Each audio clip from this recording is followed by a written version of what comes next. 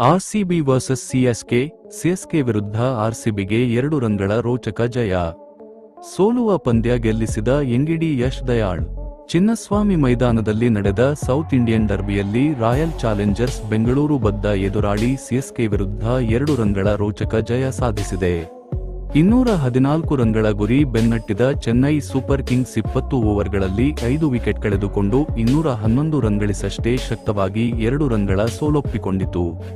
214 ರನ್ಗಳ ಗುರಿ ಬೆನ್ನಟ್ಟಿ Chennai super Kings ಉತ್ತಮ ಆರಂಭ ಪಡೆದುಕೊಂಡಿತು. ಮೊದಲ ವಿಕೆಟ್ಗೆ 51 ರನ್ಗಳ ಜೊತೆಯಾಟ ನೀಡಿತು. ಆದರೆ ಕೃನಾಲ್ ಪಾಂಡ್ಯ ಮೊದಲ ಬ್ರೇಕ್ ಕೊಟ್ಟರು. 14 ರನ್ ಗಳಿಸಿದ್ದ ಶೇಖ್ ರಶೀದ್ ವಿಕೆಟ್ ಪಡೆದರು. ನಂತರದ ಓವರ್ನಲ್ಲಿ ಇಂದೇ ಮೊದಲ ಪಂದ್ಯವನ್ನಾಡಿದ ಲುಂಗಿ ಎಂಗಿಡಿ ಸ್ಯಾಂಕರನ್ 5 ವಿಕೆಟ್ ಪಡೆದು ಮಿಂಚಿದರು.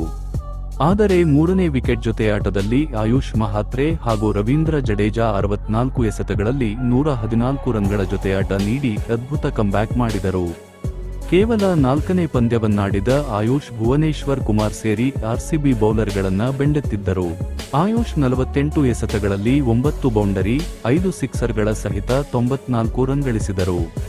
17ನೇ ಓವರ್ನಲ್ಲಿ ಬೌಲಿಂಗ್ ಬಂದ ಎಂಗಿಡಿ ಪಂದ್ಯದ ಗತಿಯನ್ನೇ ಬದಲಿಸಿದರು. ಶತಕದತ್ತ ಮುನ್ನಗ್ಗುತ್ತಿದ್ದ ಆಯುಷ್ ಮಹಾತ್ರೆ ವಿಕೆಟ್ ಹಾರಿಸಿದರು. ಅದೇ ಓವರ್ನ ನಂತರದ ಎಸೆತದಲ್ಲಿ ಡೆವಾಲ್ಡ್ ಬ್ರೆವಿಸ್ 0 ವಿಕೆಟ್ ಪಡೆದರು. ಎಂಗಿಡಿ ಎಸೆದ ಚೆಂಡನ್ನ ಆಡುವಲ್ಲಿ ವಿಫಲರಾದ ಬ್ರೆವಿಸ್ ಪ್ಯಾಡ್ಗೆ ತಗಲಿಸಿಕೊಂಡರು. ಎಲ್ಬಿಡಬ್ಲ್ಯೂಗೆ ಎಂಗಿಡಿ ಅಪೀಲ್ ಮಾಡುತ್ತಿದ್ದಂತೆ ಅಂಪೈರ್ ಔಟ್ ಎಂದು ತೀರ್ಪು ನೀಡಿದರು. ಆದರೆ ಬ್ರೆವಿಸ್ ರಿವ್ಯೂ ತೆಗೆದುಕೊಳ್ಳಲು ತಡ ಮಾಡಿದರು. ಕೊನೆ 2 ಓವರ್ಗಳಲ್ಲಿ ಸಿಎಸ್ಕೆಗೆ ಗೆಲ್ಲಲು 29 ರನ್ಗಳ ಅಗತ್ಯವಿತ್ತು. ಭುವನೇಶ್ವರ್ ಕುಮಾರ್ ಎಸೆದ 19ನೇ ಓವರ್ನಲ್ಲಿ ಧೋನಿ ಜಡೇಜಾ 14 ರನ್ ಗಳಿಸಿದರು. ಕೊನೆಯ ಓವರ್ನಲ್ಲಿ ಸಿಎಸ್ಕೆಗೆ ಗೆಲ್ಲಲು 15 ರನ್ಗಳ ಅಗತ್ಯವಿತ್ತು. ಯಶ್ ದಯಾಳ್ ಎಸೆದ ಮೊದಲ 2 ಎಸೆತದಲ್ಲಿ 2 ಸಿಂಗಲ್ ಬಿಟ್ಟುಕೊಟ್ಟ ದಯಾಳ್ 3ನೇ ಎಸೆತದಲ್ಲಿ ಧೋನಿ ವಿಕೆಟ್ ಪಡೆದರು. ಕೊನೆ 3 ಎಸೆತದಲ್ಲಿ ಗೆಲ್ಲಲು 13 ರನ್ಗಳ ಅಗತ್ಯವಿತ್ತು. ಆದರೆ 4ನೇ ಎಸೆತದಲ್ಲಿ ದಯಾಳ್ ಎಸೆದ ನೋಬಾಲ್ಗೆ ದುಬೆ ಸಿಕ್ಸರ್ ಬಾರಿಸಿದರು. ಹಾಗಾಗಿ 3 ಎಸೆತದಲ್ಲಿ 6 ರನ್ ಬೇಕಿತ್ತು. ಆದರೆ ದಯಾಳ್ ಅದ್ಭುತವಾಗಿ 3 ಎಸೆತಕ್ಕೆ 3 ರನ್ ಬಿಟ್ಟುಕೊಟ್ಟು ಆರ್ಸಿಬಿಗೆ 2 ರನ್ಗಳ ರೋಚಕ ಗೆಲುವು ತಂದುಕೊಟ್ಟರು. ಆರ್ಸಿಬಿ ಪರ ಲುಂಗಿ ಎಂಗಿಡಿ 30ಕ್ಕೆ 3 ವಿಕೆಟ್ ಪಡೆದು ಮ್ಯಾಚ್ ವಿನ್ನಿಂಗ್ ಸ್ಪೆಲ್ ಮಾಡಿದರು.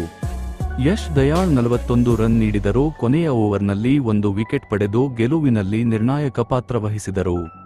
ಕೃನಾಲ್ ಪಾಂಡ್ಯ 24ಕ್ಕೆ 1 ವಿಕೆಟ್ ಪಡೆದರು.